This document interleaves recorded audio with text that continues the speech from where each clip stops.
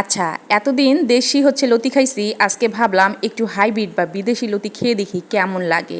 তো এই 4টা লতি আমার হাফ কেজির বেশি এবং এখানে 30 টাকা লতি। যাই হোক, ভাবা যায় 4টা লতি। আমার শাশুড়ি শুনে বলছে, কি বলতেছো বেটা, 4টা লতি? আমি বললাম, হ্যাঁ মা, 4টা লতি। আর লতিগুলো দেখেই বোঝা যাচ্ছে অনেক মোটা মোটা। তো আমার কেন যেন মনে হয়েছে এটা খাইতে ভালো হবে। আর যেই সবজি এলাকার কাছে আমরা প্রায় সবজি নিই, উনি কিন্তু সবসময় আমাদেরকে ভালো জিনিস দিয়ে যায়। এবং সে বললো, ভাবি এটা নিয়ে দেখেন, একদম মানে ইয়া হবেন না, মানে খারাপ লাগবে না, ভালো লাগবে।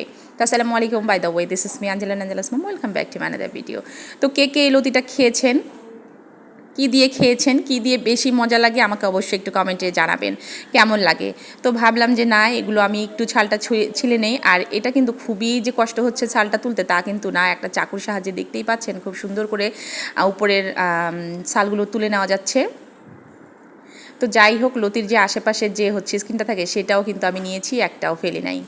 তো এইভাবে সব নিয়ে আমি আগের দিন কিন্তু এটা পরিষ্কার করে ফ্রিজে রেখেছিলাম, পরের দিন জাস্ট এটা এখন রান্নার পালা। চলেন আমি রান্না করি কীভাবে সেটাই শেয়ার করছি। তো একটা কড়াইতে বেশ কিছুটা তেল দিয়ে দিয়েছি, তেলে আর একটু বেশি করে পেঁয়াজ এবং মরিচ দিচ্ছি। আর ভয় পাচ্ছিলাম যে আসলে লতিটা গলায় ধরবে কি না। আর বেশ কয়েকটা, প্রায় 3 থেকে 4টা দিয়েছি আমি রসুন, এভাবে কোয়াগুলো আলাদা আলাদা করে নিয়ে।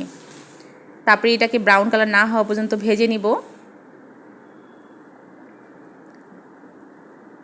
তো এটা আমার ভাজাভাজি হয়ে গেছে। এখানে আমি দিচ্ছি হাফ টেবিল চামচের মতো জিরা বাটা, তারপরে দিচ্ছি একটু পানি যেন নিচে পোড়া না লেগে যায়।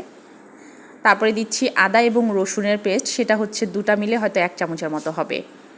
তারপরে দিচ্ছি হলুদ পরিমাণ মতো, স্বাদ মতো লবণ, আর একটু দিচ্ছি মরিচের গুঁড়া, লাল মরিচের গুঁড়া।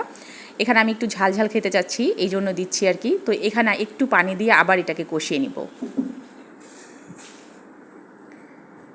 তো প্রথম টাইমে আমার কষানো হয়ে গেছে, তারপর আমি আবার কষাচ্ছিলাম। তো এই যে এখানে আমি শুটকি মাছ দিয়ে দিয়েছি। এটা হচ্ছে চেলি মাছের শুটকি, আপনারা যে কোনো শুটকির সঙ্গে খেতে পারবেন। চিংড়ি মাছের শুটকিটা দিয়েও খাওয়া যাবে। এক আপু আমাকে বলেছিল ইলিশ মাছের মাথা দিয়ে, তো আসলে ইলিশ মাছের মাথা ছিল না, এই জন্য রান্না করা হয় নাই। তো শুটকি দিয়ে আমি এখানে বড় বড় আলুর পিস কিন্তু দিয়ে দিয়েছি। আর শুটকির সঙ্গে যেটা দেন সেটাই কিন্তু আমার ভালো লাগে। আর শুটকি কিন্তু আমার খুব পছন্দের একটা খাবার, এটা আমার খুব মানে ভালো লাগে, প্রিয় বলতে পারেন। তো যাই হোক, এখানে আমি আলু এবং শুটকিটা ভালো করে কষিয়ে নিয়েছি। নেওয়ার পরে এখানে যে হচ্ছে আবার পানি দিয়ে, এটা যখন পানিটা ফুটে গেছে তখন আমি এই যে লতিগুলো উপরে দিয়ে দিচ্ছি। আমি কিন্তু লতিগুলো উপর নিচ করি নাই, দেখতেই পাচ্ছেন। তো এটা না হওয়া পর্যন্ত এখন আমি এটাকে জাল করব। তারপর আরেকবার এসে আমি দিয়ে দিয়েছি, এই যে দেখতে পাচ্ছেন লতিটার লুক এত সুন্দর আসছে, উপরে তেল ভাসা ভাসা হয়েছে, এসে দেখতেছি খুবই সুন্দর লাগতেছে। যাই হোক, আমি এই পর্যায়ে লতিটা নামাই নিব, আর বেশি একদম কমাবো না। এর মধ্যে আমি গ্যাসটা হচ্ছে বন্ধ করে দিচ্ছি। তো যাই হোক, এই যে আমার লতিটা এরকম হয়েছে। গরম ভাতের সঙ্গে আপনাদেরকে যদি একটু দেখাইতে পারতাম খেয়ে, খুব ভালো লাগতো। কিন্তু দুপুরে এত খিদা লাগছে আর লতি দেখে লোভ সামলাতে পারলাম না। তো যাই হোক, এই পর্যন্ত ছিল। আল্লাহ হাফেজ, আসসালামু আলাইকুম।